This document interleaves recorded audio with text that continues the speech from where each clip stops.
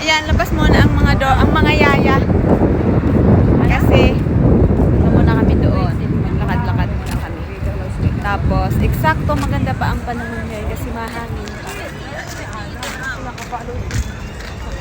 Eh, sabi mo sa kanya, bumalik na lang sa bukas. Busy ang duday. Ayan, lumabas muna ang yaya.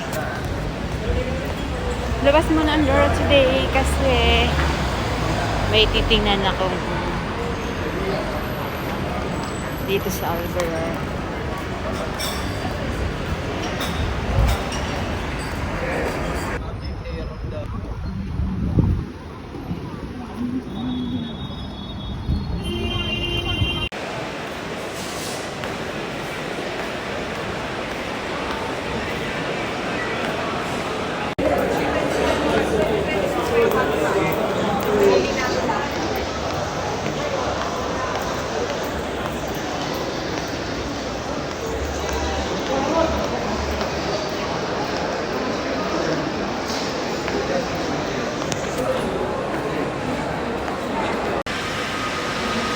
Bakit tayo pauwi?